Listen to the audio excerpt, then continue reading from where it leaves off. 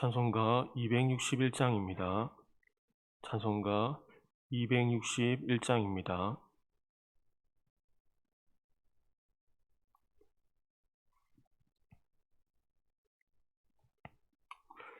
이 세상의 모든 죄를 맑히시는 주의 보혈, 성자 예수 그 귀한 피 찬송하고 찬송하세. 주님 앞을 멀리 떠나 길을 잃고 헤맬 때에 나의 뒤를 따라오사 친히 구원하셨도다. 흰 눈보다 더 주의 흘리신 보혈로 희게 씻어 주옵소서. 가시관을 쓰셨으니 피로 얼굴 물드셨고 십자가의 모진 고통 나를 위해 당하셨네. 말로 형용할 수 없는 구세주의 구속하심, 그네와 크신 사랑 찬송하고 찬송하세. 흰 눈보다 더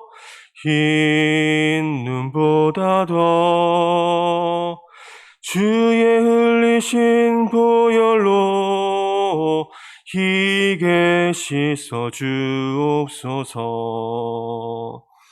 아버지를 멀리 떠나 바른 길을 저버리고 여러 가지 죄악으로 주홍같이 되었으니 물 같은 것 가지고는 씻을 수가 주없네. 주여 귀한 보배 피로 날 정결케 하옵소서.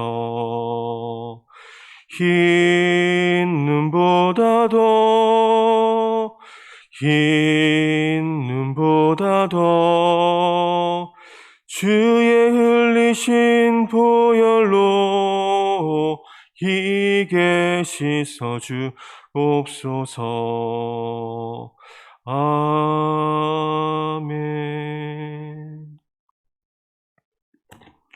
하나님 말씀은 사사기 21장 1절에서 15절까지 말씀입니다. 구약성경 399페이지에 있습니다. 사사기 21장 1절에서 15절 말씀 교독하시고 마지막 절을 같이 읽겠습니다. 이스라엘 사람들이 미스바에서 맹세하여 이르기를 우리 중에 누구든지 딸을 베냐민 사람에게 아내로 주지 아니하리라 하였더라.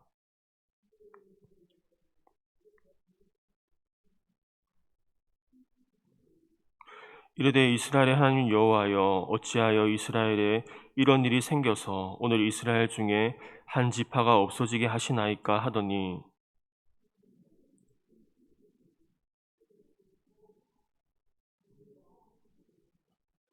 이스라엘 자손이 이르되 이스라엘 온 지파 중에 총회와 함께하여 여호와 앞에 올라오지 아니한 자가 누구냐 하니 이는 그들이 크게 맹세하기를 미스바에 와서 여호와 앞에 이르지 아니한 자는 반드시 죽일 것이라 하였음이라.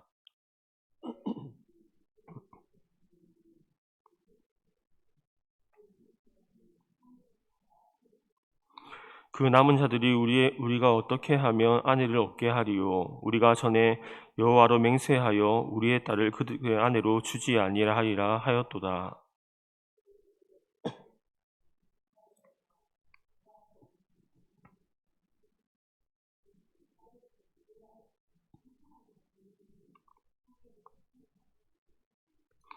백성을 계수할 때에 야베스 길라 주민이 하나도 거기 없음을 보았습니다.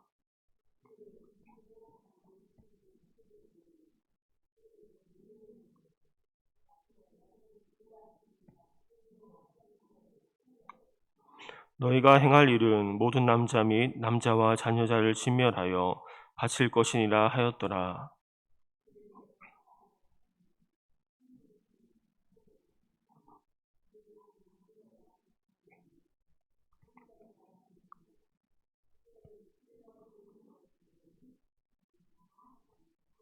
온 회중이 림몬 바위에 있는 베냐민 자손에게 사람을 보내어 평화를 공포하게 하였더니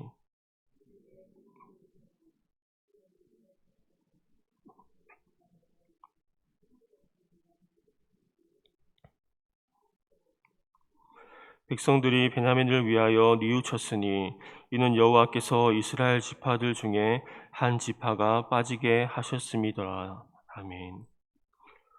오늘 본문은 레위인의 첩의 사건에 관한 내용으로 이스라엘 군대와 베냐민 지파가 전쟁으로 이어지고, 그리고 이스라엘 동족끼리 전쟁을 치르는 마지막 부분에 해당하는 내용입니다. 1절입니다. 이스라엘 사람들이 미스바에서 맹세하여 이르기를 우리 중에 누구든지 딸을 베냐민 사람에게 아내로 주지 아니하리라 하였더라. 1절에서 이스라엘 사람들이 그 미스바에서 맹세합니다. 그 1절의 배경은 아직 베냐민과 전쟁을 치르기 전입니다. 그러니까 이스라엘 군대는 레위인의 첩에 대한 그 기브아 사람들의 행동을 들었고, 그리고 이 감정적으로 극도로 흥분한 상태 가운데 있습니다. 그래서 이렇게 맹세합니다. 우리 중에 누구든지 딸을 베냐민 사람에게 아내로 주지 아니하리라. 이 맹세는 베냐민을 이스라엘 가운데 제외하겠다는 그런 말입니다. 이방인의 하나와 같이 여기며 그들에게 유대인의 피가 흐르지 않게 하겠다는 말입니다. 그들은 지금 레위인의 첩에 관한 문제로 이해할 수 있지만 이 감정적으로 극도로 흥분한 상황 가운데 있습니다.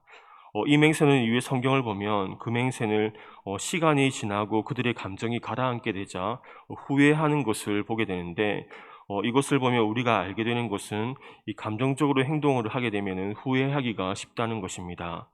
당시 그들은 레위인의 첩의 사건으로 인해 매우 분노했으며 기브아 사람들이 이 저지른 죄악을 반드시 징계해야겠다고 생각했기 때문에 그 어떤 문제에 대해서는 깊이 생각하고 결정할 만한 마음의 여유가 없었습니다. 그래서 그들은 얼마 못 가 후회하게 될 맹세를 하게 되는데, 이 사람이 흥분하고 마음이 들뜨게 되면 대개 오류를 범하게 됩니다. 분별력이 흐려지고 경솔한 판단을 내리기가 쉽습니다. 우리는 아주 위대한 사람들에게도 이런 점을 발견하게 되는데, 이 바울과 바나바는 우리가 아는 대로 아주 절친한 사이였습니다. 그러나 그들은 마가의 일로 다투게 되었고 이로 인해 갈라서고 말았습니다. 그들은 둘 다 초대교회의 지도자격 위치에 있었고 신앙과 인격을 두루 갖추었음에도 불구하고 이 흥분된 상황 가운데 이러한 결정을 내리게 되었습니다. 그러므로 우리는 중요한 결정을 내려야 할 때에 오히려 마음을 차분하게 가라앉히고 하나님의 뜻에 어긋남이 없도록 생각해야 할 것입니다. 흔히 결단은 빠를수록 좋다고 말하기도 하는데, 하지만 이 정확한 분석과 판단이 없는 빠른 결단은 늘 후회를 만들게 합니다. 신약의 헤롯 왕이 그런 실수를 하였는데, 헤롯은 자신의 생일날 헤로디아의 딸이 자기를 위해 춤을 추어 마음을 기쁘게 하자 원하는 모든 것을 주겠다고 맹세하였습니다. 그래서 세례 요한의 목을 베는 죄를 저지르고 말았습니다. 그러므로 성도는 매사에 감정적으로 대응해서는 안 됩니다. 중요한 결정을 낼 때에는 이 하나님께 기도하는 중에 이 확신이 섰을 때 결단을 내려야 하는 것입니다. 우리는 신앙의 삶을 살아갈 때에 이러한 실수를 범하지 않도록 하나님의 은혜를 구하는 저와 여러분이 될 수 있기를 바랍니다. 그리고 그들은 베델로 올라가서 이 하나님 앞에서 대성통곡합니다. 2절과 3절입니다. 백성이 베델에 이르러 거기서 저녁까지 하나님 앞에 앉아서 큰 소리로 울며 이르되 이스라엘의 하나님 여호와여 어찌하여 이스라엘에 이런 일이 생겨서 오늘 이스라엘 중에 한 지파가 없어지게 하시나이까 하더니, 이스라엘 백성은 베델로 모였습니다. 이때의 시기는 베냐민 지파와의 전쟁에서 승리한 후에 베델로 간 것입니다. 여기서 이스라엘 백성들은 지금까지 베냐민 지파를 대항하여 싸운 결과에 대해서 진지하게 돌아보았습니다. 참으로 이스라엘 자손은 계획하고 원하는 대로 이 베냐민 사람들을 징계하고 모든 일이 잘 마무리되었음에도 불구하고 이 춤을 추고 즐거워하는 대신에 대성통곡할 수밖에 없었습니다. 왜냐하면 동족끼리의 싸움이었고 이긴 쪽이나 패한 쪽이나 모두 다 한 피를 나누는 형제였기 때문입니다. 그들은 하나님의 뜻을 쫓아서 행한 것이 아니었습니다. 그들은 처음에 하나님께 물을 때에도 이 전쟁을 해야 할지 하지 말아야 할지 묻는 것이 아니라 그들은 이미 전쟁을 마음에 계획하였고 어느 지파가 올라가야 할지를 물었습니다. 이처럼 하나님의 뜻을 쫓지 않고 거둔 승리는 우리에게 고통을 가져다 주기도 합니다. 그러나 무슨 일을 하든지 하나님의 뜻을 쫓고 하나님의 영광을 위해서 하게 되면 우리는 기쁨으로 충만하게 됩니다. 바울은 많은 고난이 있었음에도 불구하고 그의 마음에 항상 기쁨이 충만하였고 범사에 감사하는 생활을 하였습니다. 주의 복음을 위해 그가 겪었던 고난은 참으로 큰 것이었지만 그러나 그는 그것으로 불평을 하거나 아니면 자신이 불행하다고 생각하지도 않았습니다. 도리어 자신이 그 일을 할 수 있음에 감사하였습니다. 우리도 하나님의 뜻을 쫓아 행할 때에 참으로 성공이 되어지고 우리 마음에 기쁨이 가득하게 될 줄로 믿습니다. 그리고 그들은 그 책임을 오히려 하나님께 묻고 있습니다. 3절입니다. 이르되 이스라엘 하나님 여호와여 어찌하여 이스라엘에 이런 일이 생겨서 오늘 이스라엘 중에 한 지파가 없어지게 하시나이까 하더니 하나님은 이스라엘 지파 중에 하나를 없애셨다며 책임을 하나님께 돌리고 있습니다. 그러나 베냐민 지파가 존폐 위기에 처한 것은 이스라엘의 분별력이 없는 행동과 맹세 때문이었습니다. 하나님은 지금도 살아계셔서 이 만물을 주관하시는 분입니다. 그러나 반면에 하나님은 사람에게 각자의 삶과 자유의지를 주셨습니다. 우리가 악을 선택하면 그 악에 대한 책임은 우리가 져야 하는 것입니다. 그리고 그들은 또 맹세합니다. 5절과 8절입니다. 이스라엘 자손이 이르되 이스라엘 온 지파 중에 총회와 함께하여 여호와 앞에 올라오지 아니한 자가 누구냐 하니 이는 그들이 크게 맹세하기를 미스바에 와서 여호와 앞에 이르지 아니한 자는 반드시 죽일 것이라 하였습니다. 또 이르되 이스라엘 지파 중에 미스바에 올라와서 여호와께 이르지 아니한 자가 누구냐 하고 본즉 야베스 길라앗은 한 사람도 진영에 이르러 총회에 참여하지 아니하였으니 이스라엘의 총회로 즉 미스바 총회로 모인 것은 이 기브아 성읍에서 벌어진 레위인의 첩에 대한 사건의 이야기를 듣고 그 악한 자를 징계하기 위한 것이었습니다. 이러한 목적으로 열린 미스바 총회에 참석하는 것을 8절을 보면 이 여호와께 이르지 아니한 자라고 말하면서 이 여호와께 올라오는 것과 동일시하고 있습니다. 즉 그 총회를 하나님께서 인정하시고 주관하신다는 사실을 인정하고 있는 것입니다. 그래서 그들은 맹세하며 총회에 참석하지 않는 자는 반드시 죽일 것이라고 말하고 있습니다. 이것을 보면 우리도 하나님의 거룩한 일에 얼마나 동참하고 있는지를 볼 수 있는데 하나님의 백성의 제일 가는 의무는 하나님께 대한 것입니다. 하나님의 뜻을 행하고 하나님의 명령을 수행하고 하나님의 일에 동참하는 것에 우리의 우선순위를 두어야 합니다. 그런데 야베스 길라 사람들은 이 점을 이해했어야 하는데 이에 관한 지식이 없었거나 혹은 다른 어떤 이유 때문에 가장 중요한 의무를 저버리고 말았습니다. 하나님의 은혜를 아는 성도는 하나님의 일에 동참하게 됩니다. 바울은 하나님과 그리스도를 위해서라면 이 자신의 생명도 조금도 귀한 것으로 여기지 않았습니다. 우리는 그리스도의 것으로 죄 아래에 있는 우리를 그분이 값을 주고 하셨습니다. 우리를 구하기 위해 예수님은 당신의 피를 흘리심으로써 비싼 값을 지불하셨고 우리는 주님의 은혜로 이와 같이 자유를 얻게 되었습니다. 그러므로 우리는 하나님과 그리스도 일에 적극적으로 동참해야 합니다. 고린도전서 6장 20절 말씀은 값으로 산 것이 되었으니 그런즉 너희 몸으로 하나님께 영광을 돌리라라고 말씀합니다. 우리도 하나님의 일에 우선순위를 두며 살아가는 저와 여러분이 다 될 수 있기를 바랍니다. 그리고 이스라엘은 이스라엘 총회에 참석하지 않은 지파를 처단하고 그 과정 가운데 얻은 부가적인 이득으로 이 자신들의 실수를 만회하려고 합니다. 야베스 길라앗을 진멸한 결과 이스라엘은 남은 베냐민 사람들에게 제공할 신부를 구했습니다. 베냐민 지파가 이제 사라질 위기를 넘겼지만 그 과정이 별로 좋지가 않았습니다. 10절에서 12절입니다. 회중이 큰 용사 12,000명을 그리로 보내며 그들에게 명령하여 이르되 가서 야베스 길라앗 주민과 부녀와 어린아이를 칼날로 치라. 너희가 행할 일은 모든 남자 및 남자와 단여자를 진멸하여 바칠 것이니라 하였더라. 그들이 야베스 길앗 주민 중에서 젊은 처녀 400명을 얻었으니 이는 아직 남자와 동침한 일이 없어 남자를 알지 못하는 자라. 그들이 실로 진영으로 데려오니 이곳은 가나안 땅이었더라. 이번의 공격은 총회에 참석하지 않은 그 이스라엘 동족에 대한 징계와 그리고 더불어 베냐민 지파의 남은 자 600명에게 아내를 얻어주기 위한 것이었습니다. 그러나 총회 참석에 대한 직접적인 책임이 없는 그 어린아이와 여자들까지 죽이라고 한 것은 너무 잔인한 모습이라고 볼 수 있습니다. 하나의 악이 커져서 또 다른 악을 부르게 되었는데 죄는 점점 커져가지고 이스라엘 전체에 얼마나 악에 취약했는지, 얼마나 악한 방식으로 삶을 살았는지를 우리에게 보여줍니다.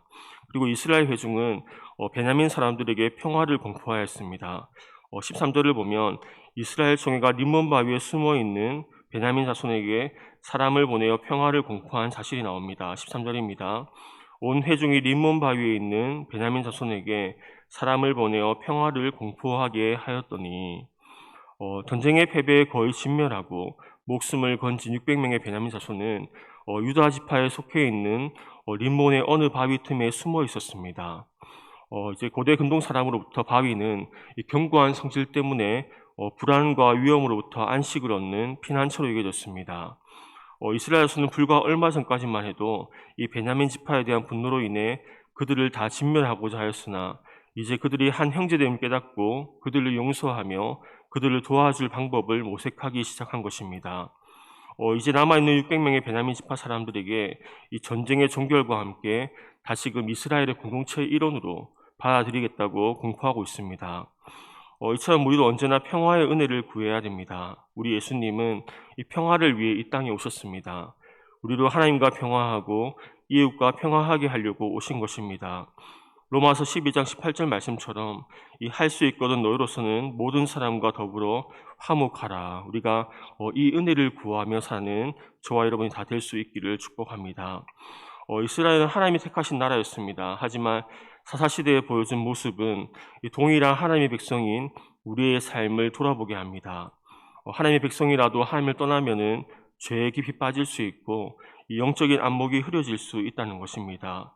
우리의 눈을 여시는 분은 오직 하나님이시고 우리를 죄에서 승리를 주시는 분도 오직 하나님이심을 우리가 기억할 수 있기를 바랍니다.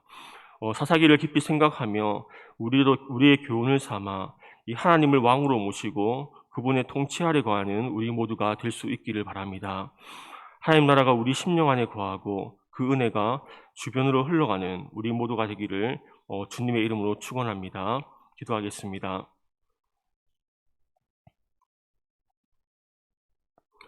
거룩하신 하나님, 사사기의 말씀을 보면서 또한 우리 안에 있는 죄성들을 보게 됩니다. 주님의 은혜와 자비가 없이는 우리는 영적으로 헐벗은 자들이고 또 영적으로 눈먼 자들임을 고백합니다. 우리의 있는 모습 그대로 나왔사오니 우리의 귀를 열어주시고 우리의 마음을 열어주시고 우리의 눈을 열어주셔서 참으로 값진 것을 보게 하시고 하늘의 소망과 복음의 비밀로 우리의 마음을 가득히 채워 주옵소서. 우리가 하나님의 말씀을 따라서 살아가게 하시고 형제를 뜨겁게 더욱 사랑하고 할 수 있거든 모든 사람과 평화로운 관계를 가지며 살아가는 우리 모두가 되게 하여 주옵소서. 성령께서 이곳에 더욱 운행하셔서 우리 모두를 충만하게 하시고 하나님의 빛으로 가득하게 하셔서 모든 어둠은 떠나가는 역사가 있게 하여 주옵소서. 오늘 거룩한 주일 주의 자녀들이 모일 때에 기뻐 뛰며 예배하게 하시고 죄에 있는 우리를 구원하신 그 구원의 감격과 예배의 감격이 우리 마음 가운데 넘치게 하여 주옵소서. 참으로 소망이 없는 시대를 살아가고 있습니다. 변화되지 않을 것 같은 교회의 모습과 이 세상의 모습을 바라보고 또 그리스도인의 모습을 바라보며 또 나의 모습을 바라보면서 이 좌절하는 것이 아니라 전능하신 하나님께 기도할 때에 하나님이 일하시는 것을 우리가 보게 하여 주옵소서.